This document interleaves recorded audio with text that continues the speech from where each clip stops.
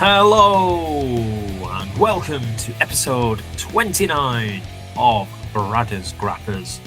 As on this edition, we look back at what happened at Bridge Pro Wrestling's brand new level 3 at the Amblecote British Legion.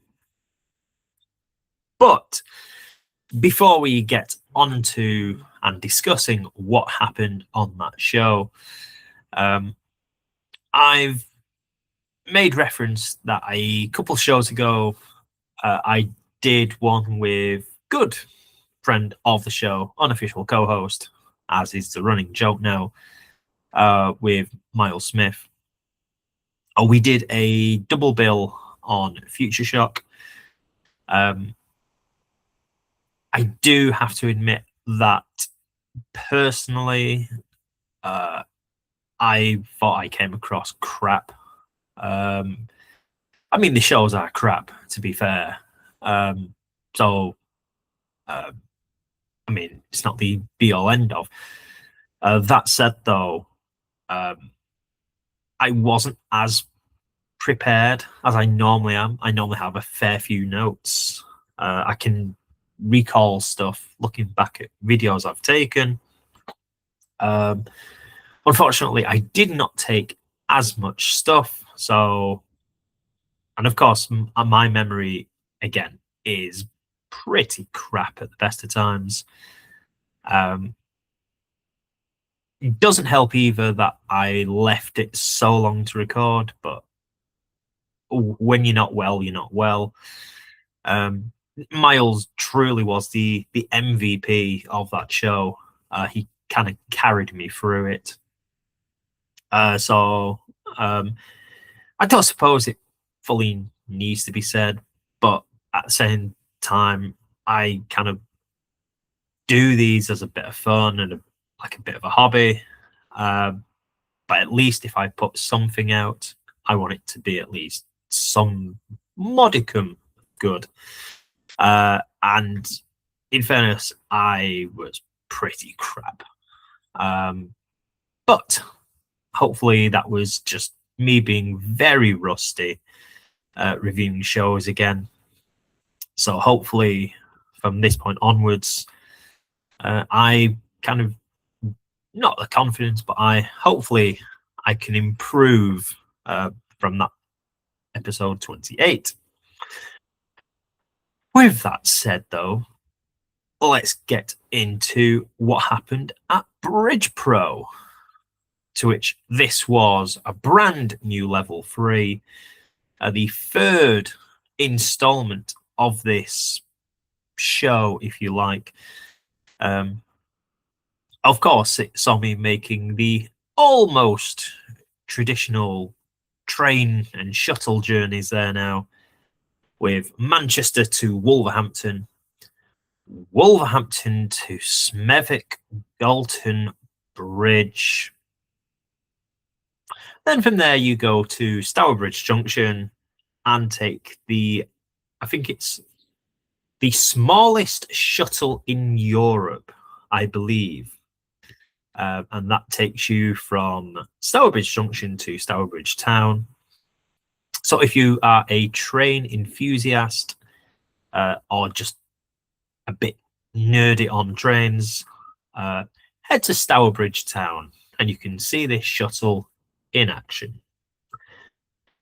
Heading back was eventful, which required the shuttle from town back to Junction, but then from Junction having to take the train all the way to Birmingham Snow Hill, kind of like a 10-minute walk through Birmingham city centre, past the cathedral, getting lost and finding my way to Birmingham New Street, where Ozzy the Bull, the Mechanical Bull, which became a cult hit during the Commonwealth Games.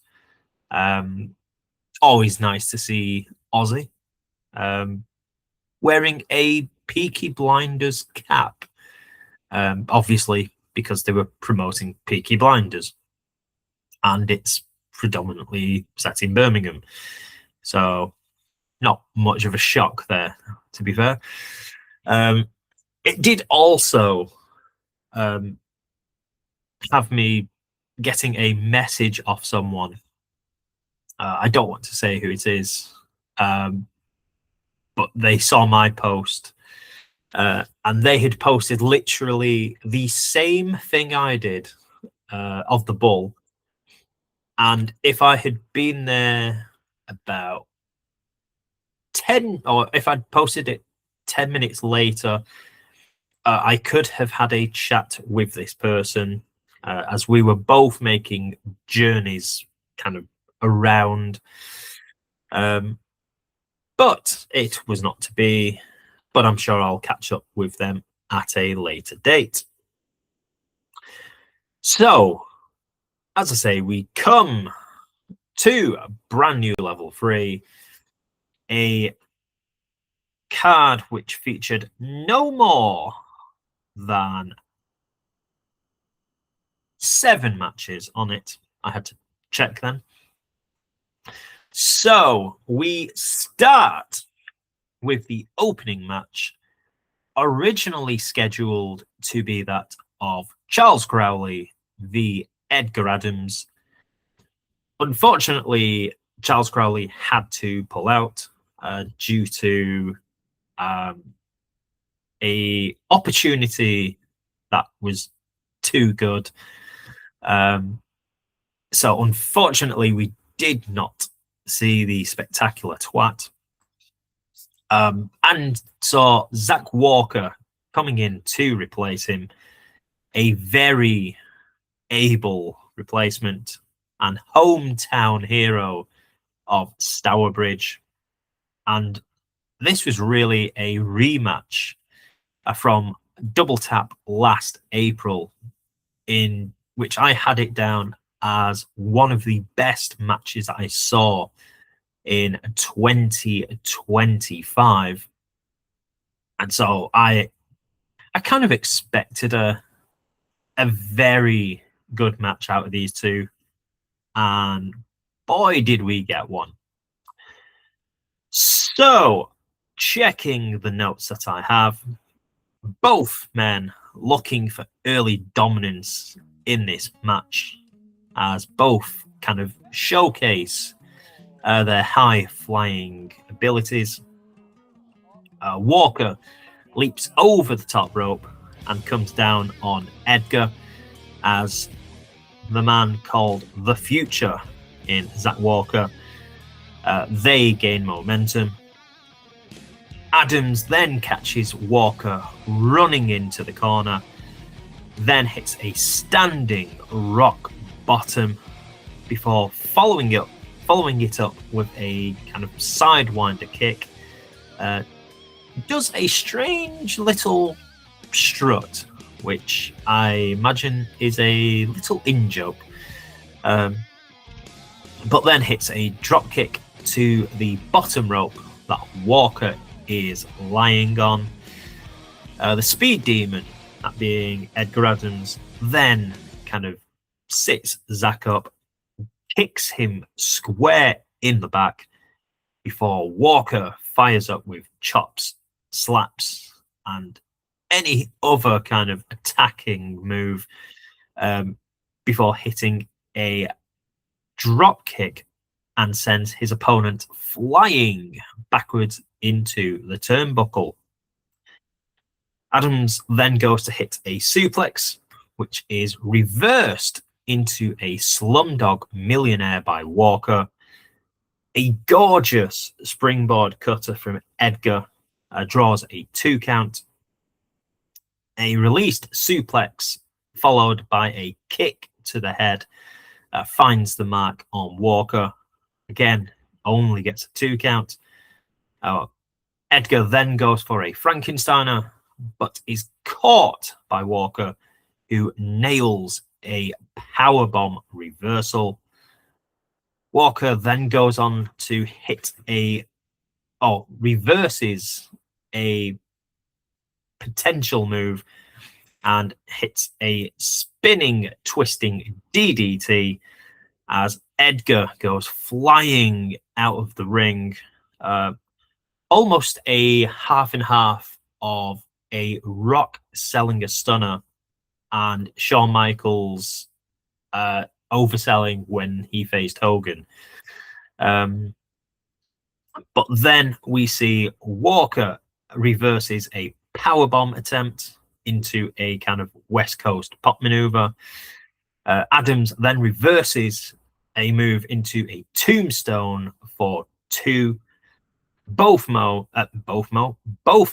then have the same idea of going to hit springboard maneuvers, but where Adams looked to hit another cutter, Zach Walker kicks his opponent in the head in midair and gains the pinfall victory for the 1, 2, and the 3. This was a superb opening match. As I said, these two put on a hell of a contest last year in April. I think that match might just out clip this one. Even so, still a hell of an opening match. A lot going on, but having Walker and Adams, who are 2 of my favorites at Bridge Pro, I love watching them. I mean, I could see Walker when he comes to the Plaza, but again, it's always great to see these 2 in the ring. And I would not be against the third, because I think these 2 are arguably the brightest stars at Bridge Pro. As someone tries to message me. But yeah, hell of an opener. Superb match. Hopefully when they upload it, you'll see. But yeah, 2 thumbs up for them both. Before we got into match number 2, which was a triple threat tag team encounter, we had the Bridge owner, Ryan Parrott, coming out and raising the stakes to the next contest by making it a number 1 contenders match for the tag team titles. He would also go on to add that the current champions in the Exile pack, that being Alex Connors and Luke Douglas, because they have not shown the tag belts since winning them, and they are currently under lock and key in 2 separate briefcases, Parrott has made it known now that if they do not show off the tag team titles, I imagine at the next show, which will be May the 1st, that both of them will be banished from Bridge Pro Wrestling, champions or not, and they will be gone forever, which drew a massive cheers from the crowd in attendance. So, with this now being a number 1 contenders match, the teams involved were the Relentless All-Stars in Rhiannon Jade and Ruby Manitoba. Team 2 was Aluna and Lila Kyle. And Team 3 was Duchess Sophia and Tara Gray. Now, traditionally, when you have a triple threat tag team match or a 4 corners match, you tend to start off with 2 people, and then you have the whole blind tags, or a tag will come in, but you still always end up with 2 people. On this occasion, you always had 3 people involved in the match, which made it quite interesting, it has to be said. So, with that being said, we definitely knew who the crowd did not like in this contest, as you had Duchess Sophia and Tara Gray being the most hated team in this contest. The Relentless All-Stars were making their debuts. Aluna made her Bridge Pro debut on the last show back in December at Holiday Havoc. And Lila Kyle has been almost a staple of Bridge Pro since it kind of got going, really. So the crowd was kind of split between them 2 teams on who they wanted to win. But in no uncertain terms, did they let everyone know who they were not fans of.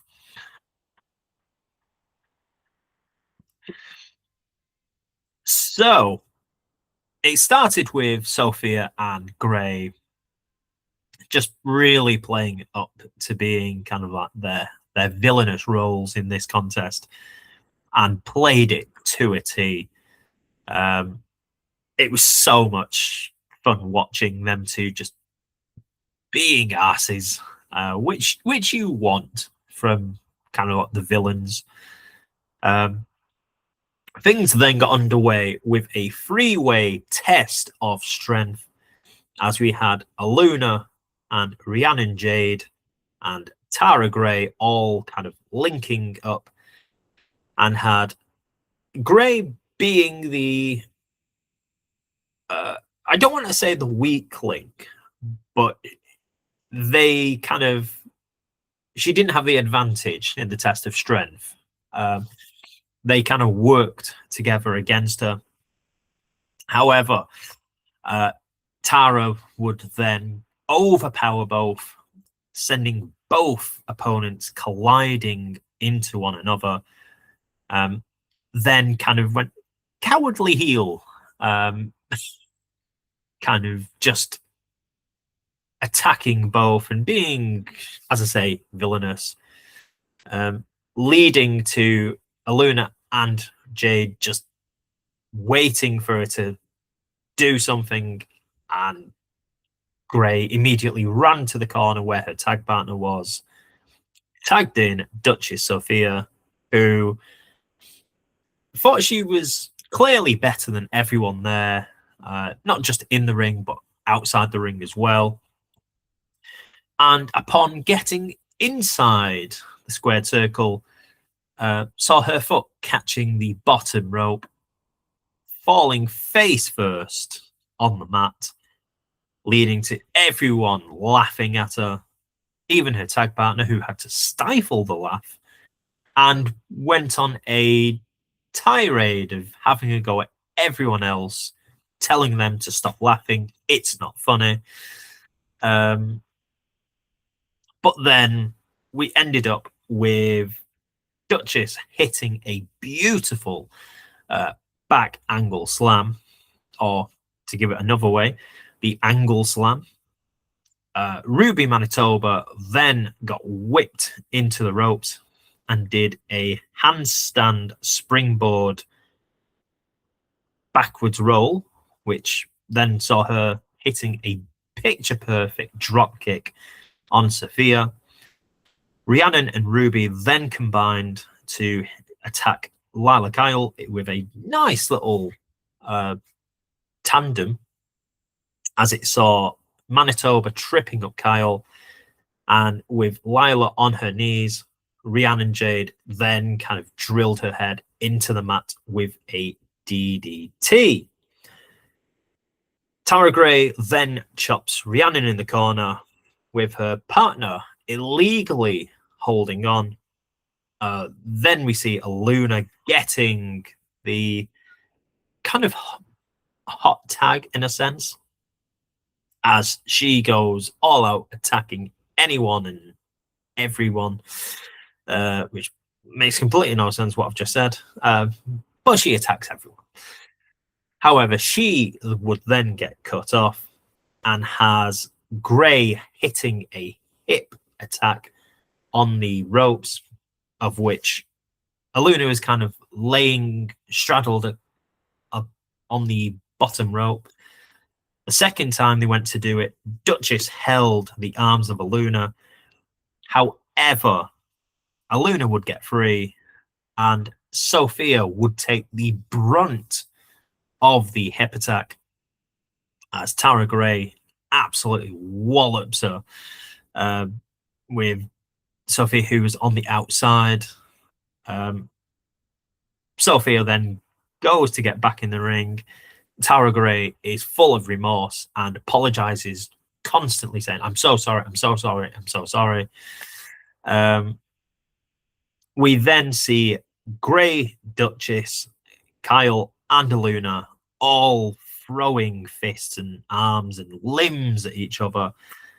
All the while, the relentless All-Stars hit a rocket launcher with Rhiannon Jade launching Ruby Manitoba into her opponents.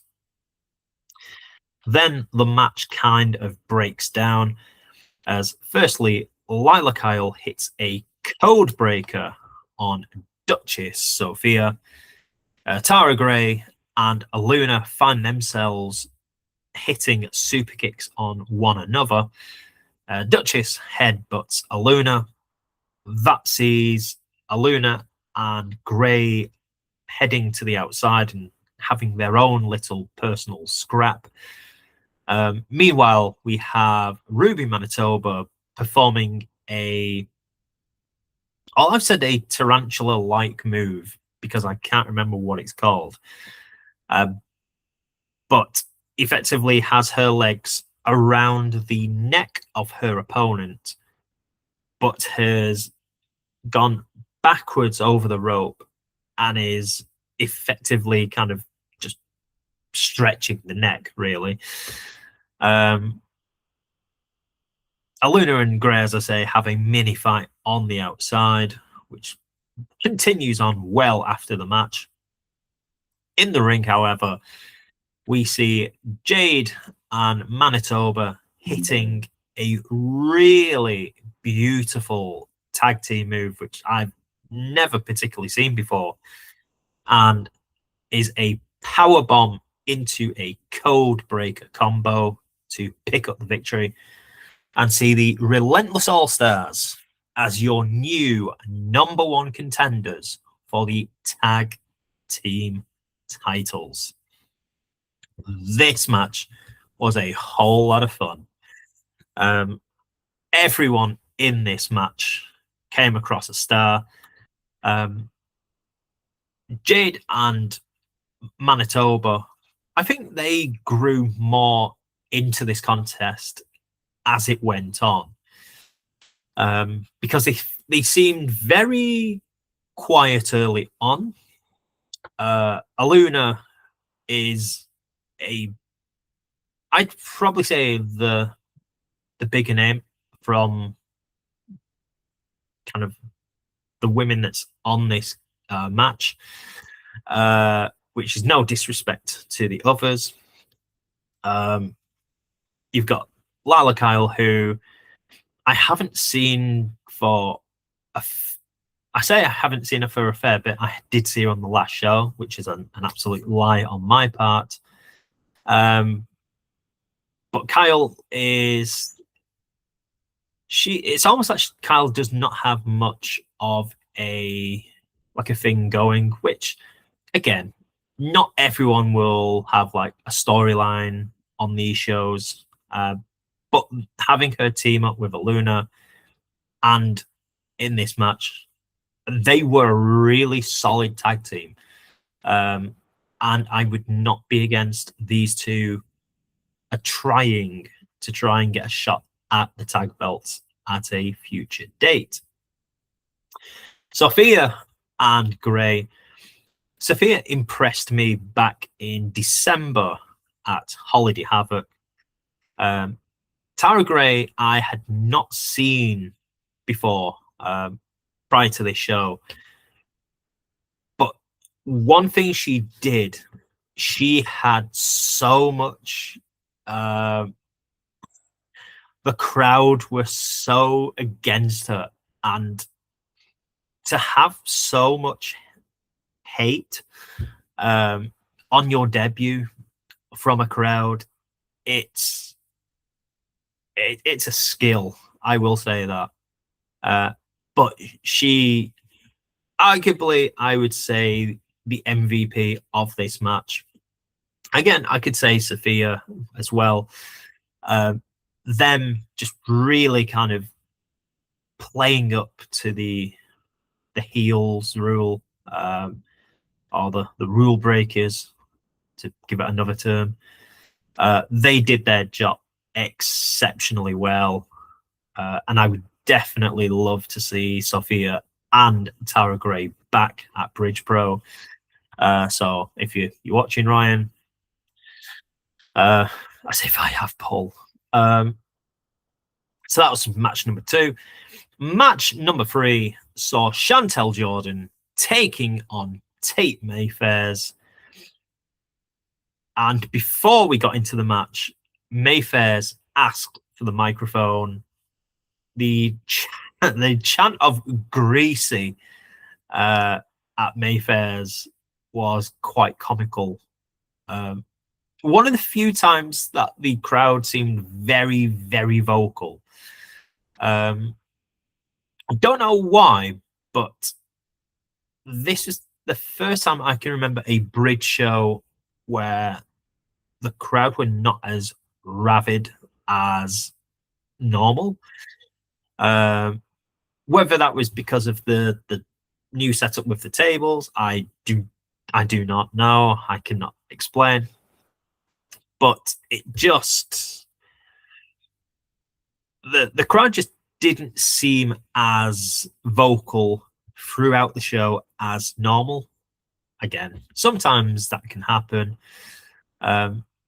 However, Tate running the crowd down, telling them to bask in his greatness, of which a lot of us do.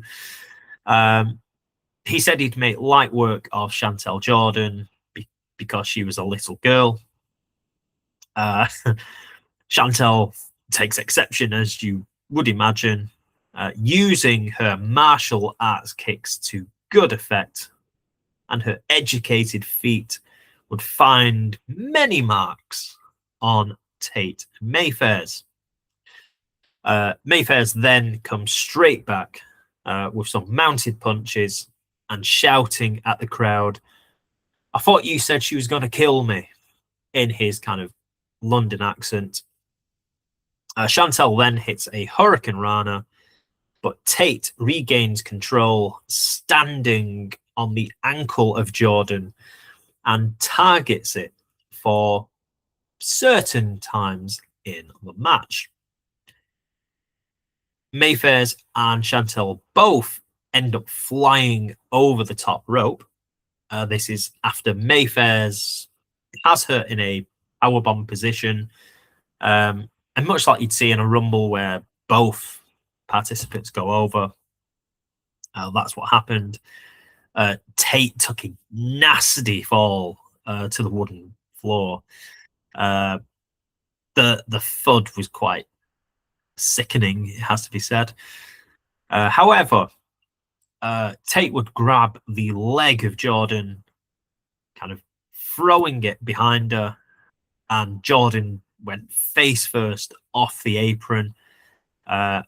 Looked a bit gnarly as well.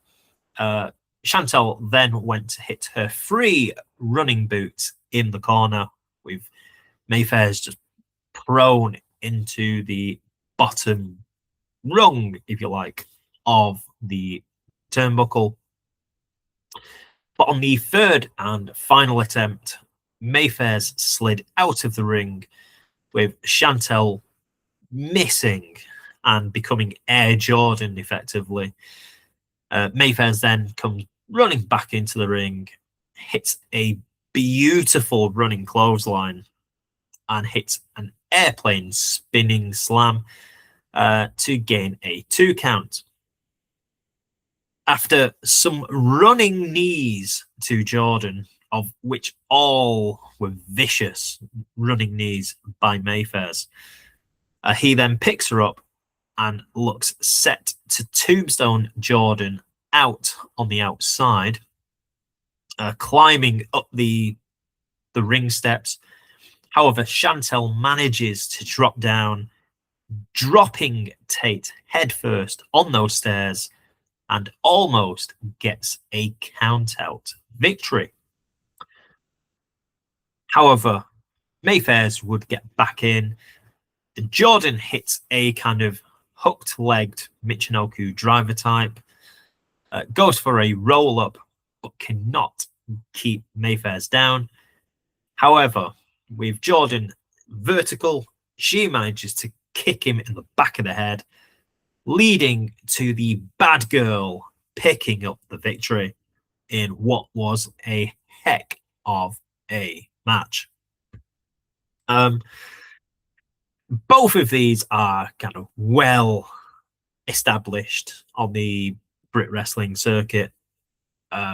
First time we've seen Mayfair's at Bridge Pro. Again, plays his role to a T. I love watching Mayfair's. Always worth the money on any show. This was a really solid match. I wouldn't go more than it was very solid. I think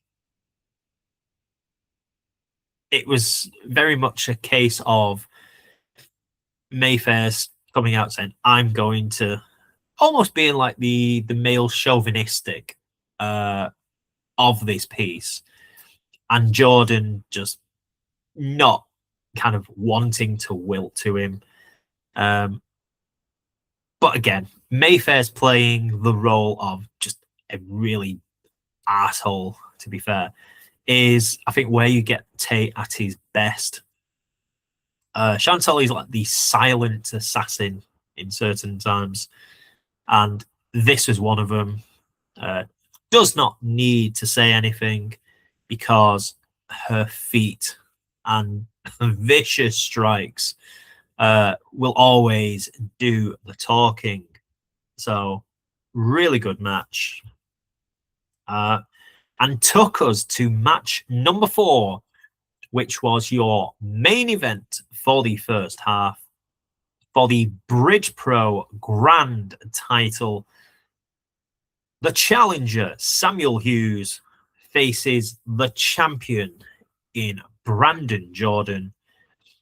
And going into this contest, Jordan, who is making his 6th defense of the Bridge Grand Pro title,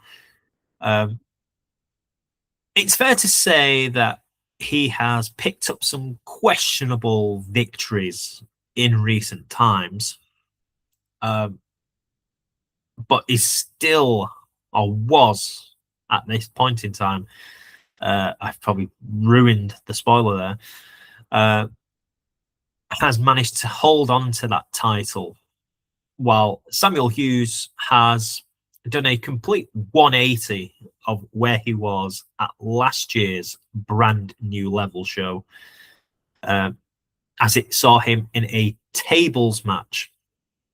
It wasn't a table, it was a no holds barred match, I take it back, against TJ Rex, and was one of the most brutal but one of the best matches that I had down for 2025. Since then, he's been kicked out of the Queen's Catch, which has seemingly gone a bit quiet in recent times. He slowly managed to turn the fans round to becoming more of a fan favorite now.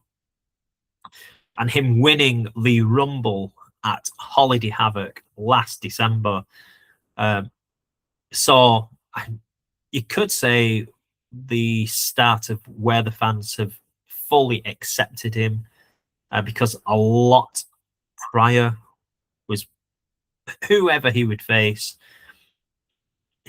Hughes would come out trying to say, I've turned over a new leaf. No one would believe him. But as we've kind of moved over the months, it definitely feels like Samuel Hughes has changed he stepped out of the dark side and is now a fan favourite. The match itself, looking at the notes, sees Hughes coming out, firing, hitting a spinning elbow off the ropes. Jordan then trips Hughes up and nails a really nice standing moonsault. We then have Jordan two-handed chopping the challenger on the back. And Jordan's chops are quite vicious and loud. But compared to the chops we have later on, these were mere raspberries compared to later on. We then go back into the ring and see Brandon hitting an exploder suplex to put him back in charge. We then have Hughes getting sent into the ring steps on the outside. However, he manages to stop himself and sees, almost in a Looney Tunes way, Brandon going face first into those steps instead. The crowd I've put are very split over who they want to win this. Because while Brandon is very kind of heelish in his tendencies, he still kind of shows some fan favorite moves. But things would change as we go along. The red-headed rascal, despite both of these men being red-headed, I'd arguably say Brandon is more red-headed than Samuel Hughes. But that being said, Hughes hits an X Factor on the champion for a 2 count, then a lariat, but a spinning slam by Jordan sees this match being very nip and tuck, and the result up in the air. Hughes then hits his first Deadeye of this contest, hitting it outside on the ring apron. He follows that up with a powerbomb and a running knee to the head with a double underhook DDT by the challenger, but Jordan kicks out. Brandon then hits a frog splash for 2. Samuel Hughes then hits a one-winged angel, not what I've put, one-winged angel, also gets a 2 count. The challenger then hits a second Deadeye in this contest, hits a lariat on Jordan, or intends to at least, but sees Jordan pulling Ref Lilith in the way of it, who takes the brunt of the lariat. The champion, much like in recent times, resorts to the cheap way out, brings the Grand Pro title into play, where Samuel Hughes ducks the initial belt to the head. The two then have a tug of war over the title. Jordan lets go of the belt, and as Hughes turns around, Brandon kicks the challenger squarely in the balls before hitting a flying knee that is into the title and into the head of the challenger. Referee comes out from the back to make the count. 1, 2, kick out by the challenger. Brandon is fuming, takes it out on the referee with a super kick, then proceeds to just give the referee a good kicking. Jordan again goes to use goes to use the belt. Hughes ducks it once again before hitting a third Deadeye in this match to finally win and becomes your new Bridge Pro Grand Champion. And after the match, it sees both men shaking hands and having photos with the fans at the interval. So we go into the interval, and as we're about to start the second half, we see Brandon Jordan attacking a fan and owner Ryan Parrott before turning his attention to the now new Bridge Pro champion, putting the boots to him before putting the title belt, grabbing his head and saying, "You want this," grabs his arms, pulls them back, foot in the square of the top of his back, and drills his head into the title belt that is on the mat, which has Samuel Hughes completely laid out and has the outgoing champion taking the belt with him and leaves the scene of the crime with both Hughes and Parrott needing to be held to the back. But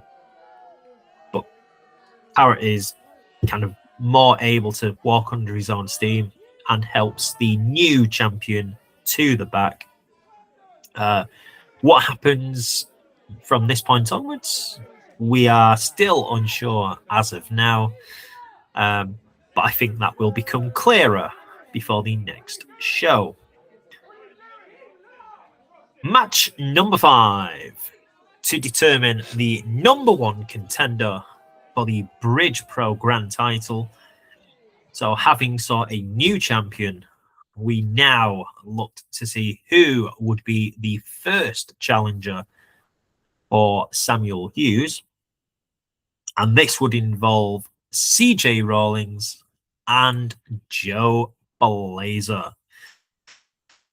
So this would be the second #1 contenders match we had of the night, as the company builds its kind of title picture moving forward.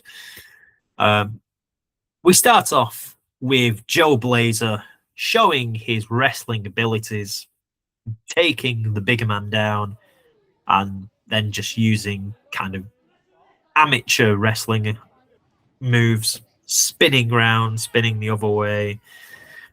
Normally results in like little slaps to the back of the head and kind of posing. However, due to the nature of this contest, it saw Blazer laying in some forearm smashes into the back of Rawlings' head. And you could tell that this was going to be a war between these two. Rawlings then uses the ropes for leverage as he's in a wrist hold by Blazer.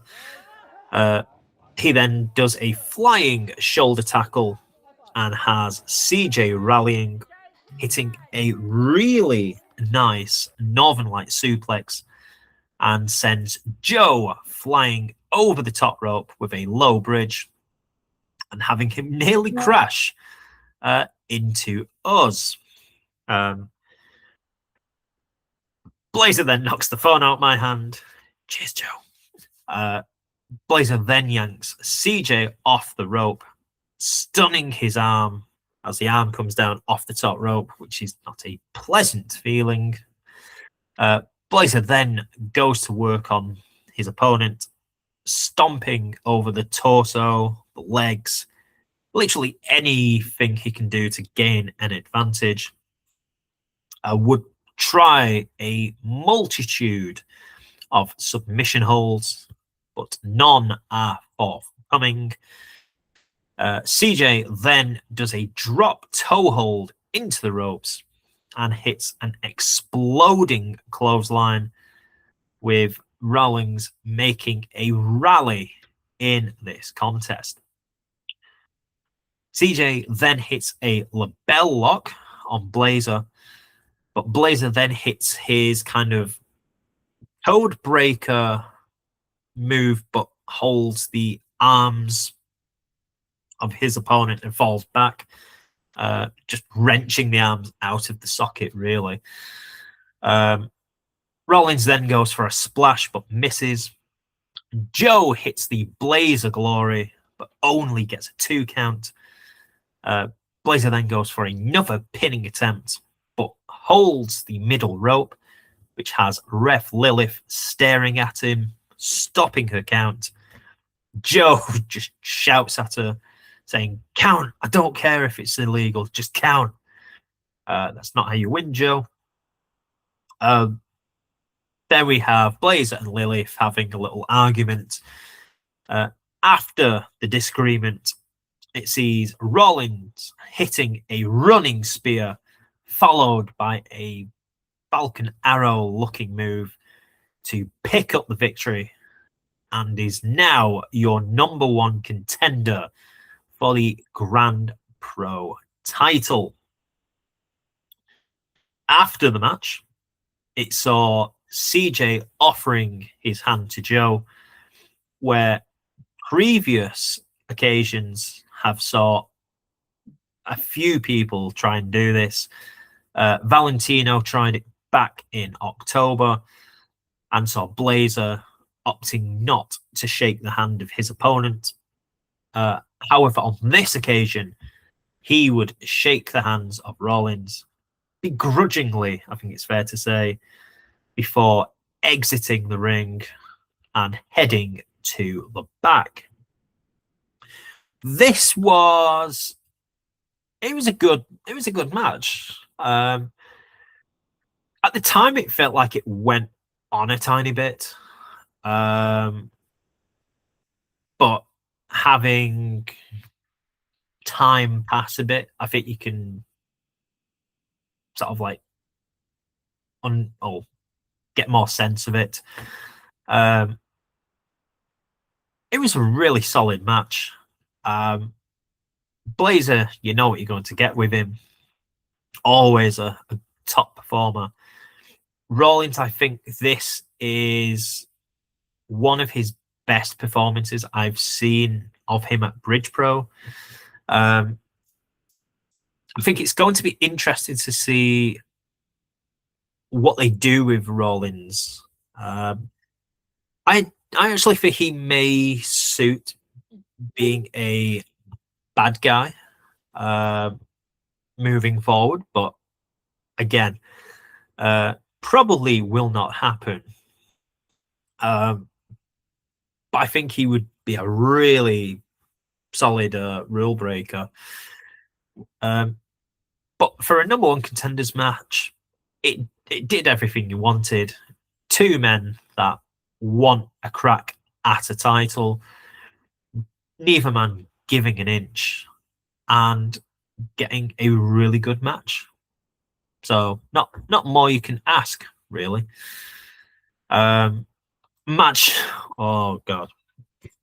Give me a second.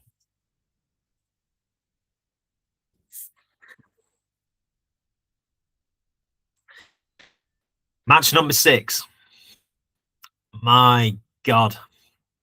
A 4-way featuring Liam Jones, Alex Connors, Noe Anoa, and Hunyadi Tamas.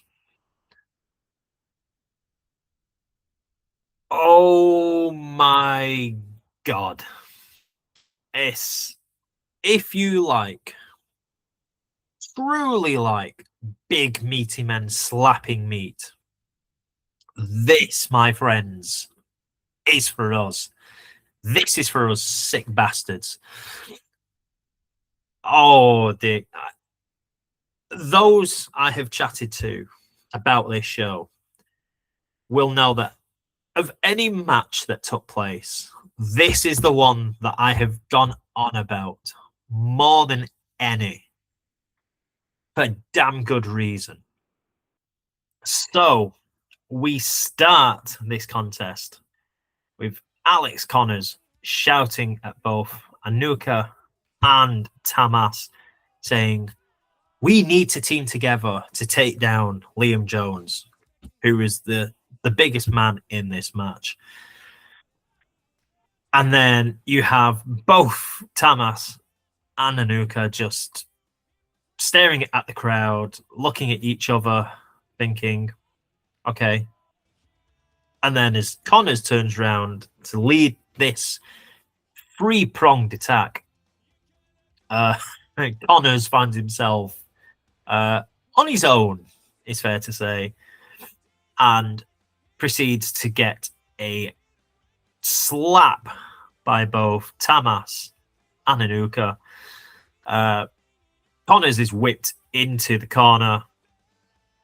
Tamas hits a running uppercut.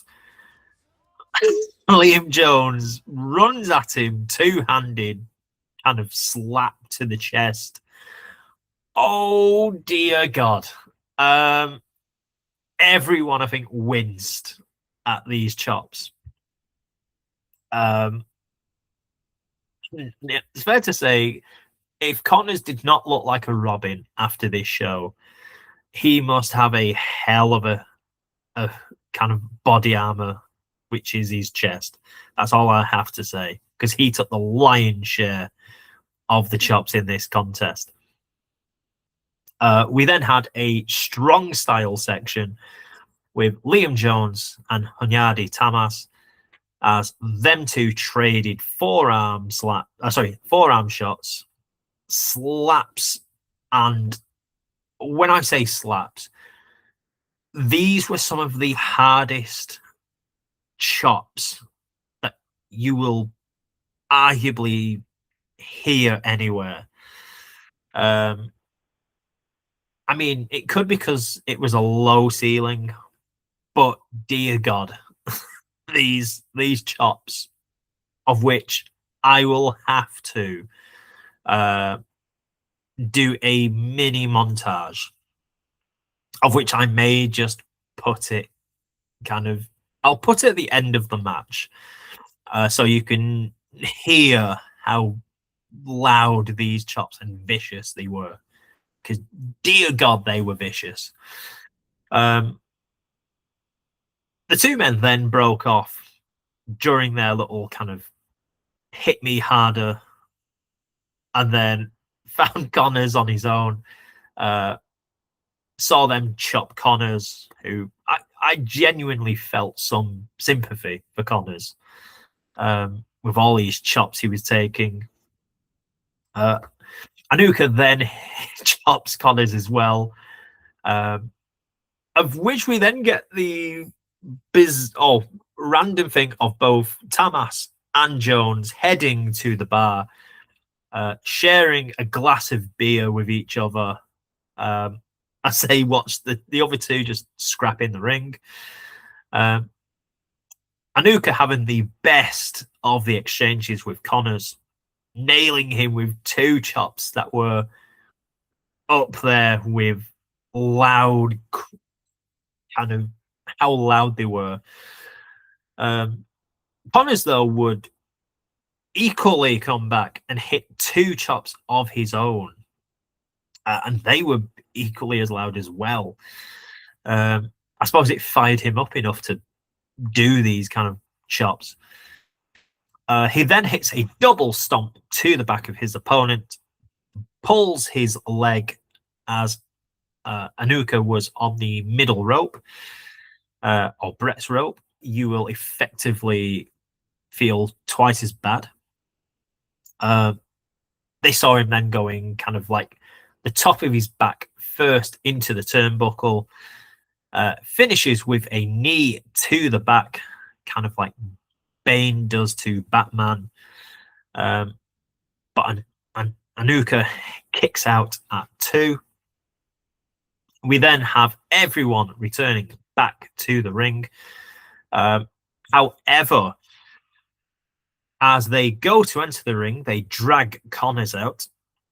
And with Jones about to hit another chop to the chest of Connors. He invites one of the fans to come over to do it. And it was definitely a chop. And I think you could see Connors thinking, that was a bit harder than I wanted. Everyone gets back in. Jones hits a spine buster on Tamas. All four then either nail super kicks, boots, or jumping knees. Finishes with Connors hitting a clothesline on Tamas. Noah then hits a vertical suplex on Connors. Tamas hits a running spear on Noah, who then responds himself with a Death Valley driver and a frog splash. Jones stops the count before hitting a spinning sit-down powerbomb. Connors drops Tamas across his knee for a kind of neck breaker. Tamas then hits a pop-up powerbomb on Connors. Jones hits a brain buster on Tamas and hits a mighty lariat on Connors to get the 1, 2, and the 3 to pick up the victory. Oh, Lord. It's one of those matches where you feel like you need a cigarette straight after. It was incredible. Did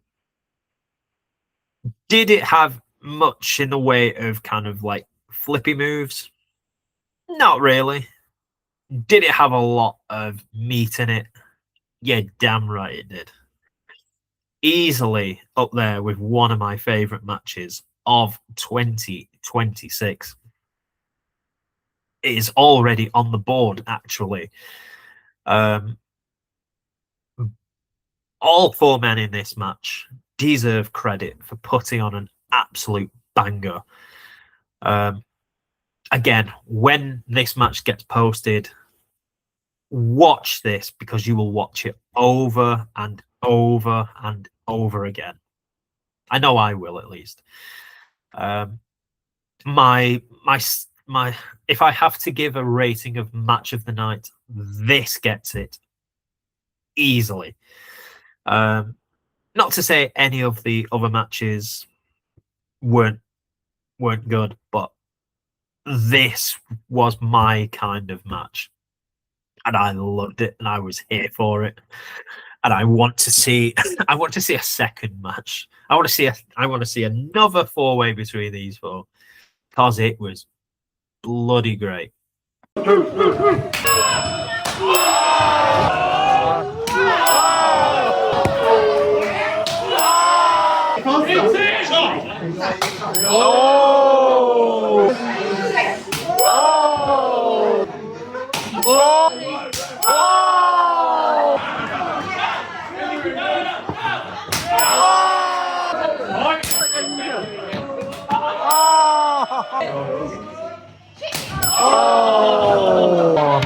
Yes! Stop it!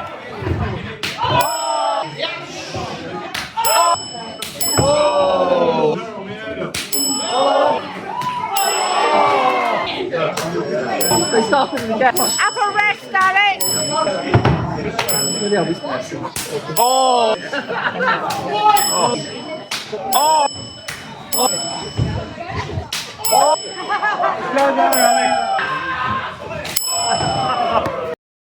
That all means we come to the main event, for there is a World of Wrestling title in a no disqualification match with the champion Steve Valentino taking on Luke Douglas. And, well, I'll come to the end of my thoughts on this. So both men came running out at each other at the start. Douglas has the early advantage before bringing weaponry into the ring. 2 chairs, and we do the Star Wars Duel of the Fate with the whole left, right, left, right. Valentino comes out on top on that battle, then puts the chair on his fallen opponent, goes to hit a senton splash, but somehow landing on the chair on his opponent causes him more damage than his opponent, which I didn't particularly understand that one. The two then go to the outside and sees the people's captain grabbing a plastic lid off my mate Ian, who brought it along because when it's like bring your own weapons, Ian will always have something. It then sees Valentino taking the lid and having it shatter off the head of Douglas. And when I say shatter, it shattered. A good piece went back over our head, and it just went all over the place. We then saw Valentino using a title belt from a fan. That got used as well. The two men then fought on a table. At one point, the table rocked quite shakily, and everyone had to like hold the table down to make sure it was a safe platform for both men. However, seconds later, we see Valentino nailing Douglas with a DDT that saw the table break in half. If you're watching the visual version, you will see what the remains of that table was. We didn't know at the time. But it was an awkward landing because he seemed to fall down and then roll off because there was no table. And they were even more lucky because a couple more inches and you would have had metal. So, yeah, crazy spot, but there we go. Douglas then throws Valentino into the ring post.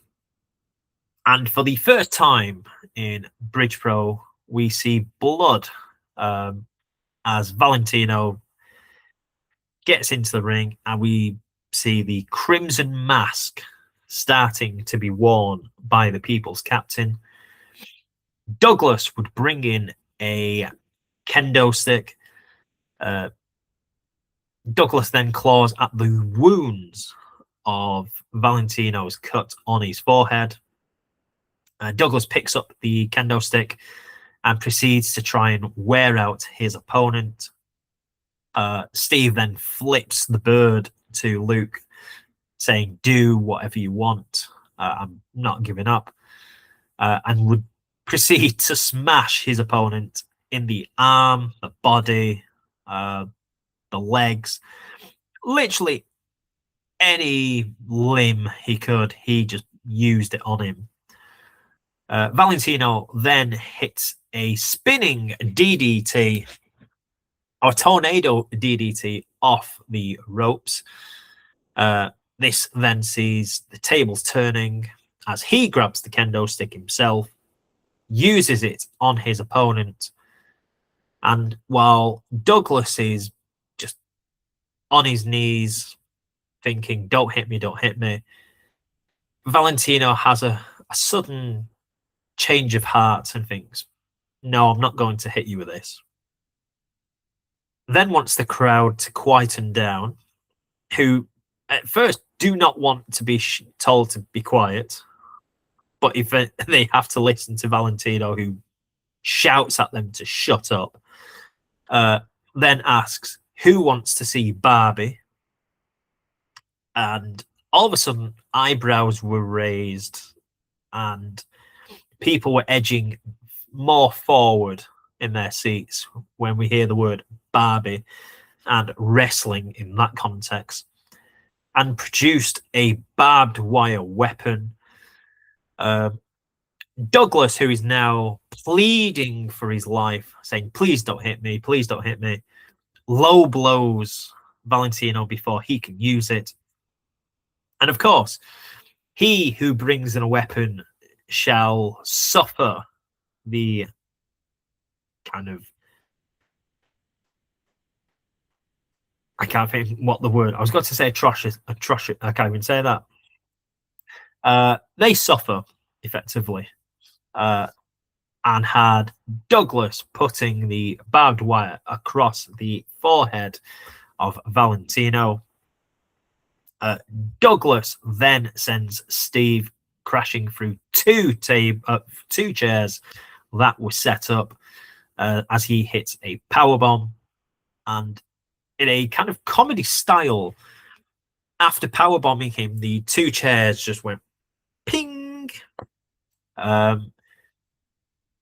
in the end, it saw Valentino hitting a DDT on Douglas, another tornado DDT off Brett's rope on a pile of chairs that were laid out as he defends his There is a World of Wrestling title. I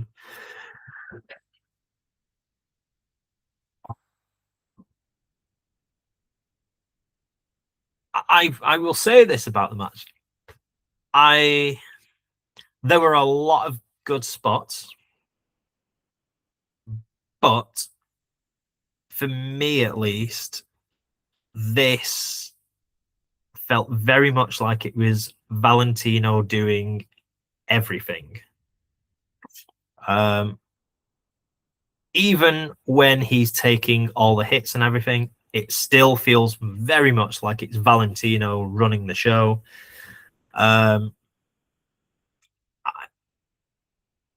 It felt very much like it was one man in this contest. Again, it could easily be an off night, but out of all the matches, this one had a lot of hype into it. But for me, it did not particularly hit as well. It did feel like Valentino did so much to try and get this to be as good as it was. I just feel it fell flat a fair bit, unfortunately. Which, I mean, it's rare you get a match that I don't particularly like, or I wasn't really a fan of. I mean, you could see what they were going for, but it just didn't feel like it was two people in this match at all. It just felt like Valentino was carrying Douglas through this. Again, it could be a one-off, but I was very disappointed in this contest, which I don't particularly like saying, but at the same time, if I'm reviewing things, I have to be honest. There's probably people that watch this that thought this was arguably the best match of the night, and that's their view. Just me personally, I just didn't think it was as good as it could have been, which is probably the best way I can say it, which was a bit of a sour note to leave on, but hey, what can you do? That said, though, that was Bridge Pro, brand new level 3. Their next show is May 1st at the Wollaston Village Hall for Exile, of which I think I may have tickets for. I am undecided yet, to be perfectly honest. But there are certain people on that show that I like to see, so I'm going more that way. But that was the show.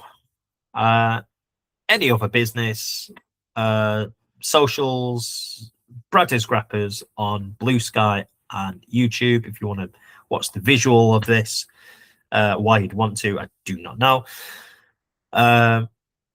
Bradders Graps on Twitter. And also I have a current poll on Instagram. It might have gone off by the time this goes out, on whether people would like me to review the offering from North Wrestling last month in Leeds for Everything Is All Caps. If people do want that, I will have to call in a couple of favors, because I do not want to do that one on my own, as I don't particularly like doing shows on my own anyhow. I think it's better having a second or third person involved. Other than that, we will be on a mini break of sorts before we go into our big Manchester triple header on the 28th and the 30th of this month, with Future Shock at the MMU in Manchester. That's on the 28th of March, the Saturday. A double header followed by Catch Pro Wrestling on the following Monday night, to which I think, I could be wrong, is at Gorilla. If not, it is at the Red Arches. I should know this, but I don't. But yes, that is all I have for this episode. Thank you for listening, watching, whatever you've kind of done for this episode. If you ever want to leave feedback, I've kind of told you the socials, and we'll leave the socials at the bottom in the description. But for now, at least, thank you for listening, watching, and we will catch you down the line.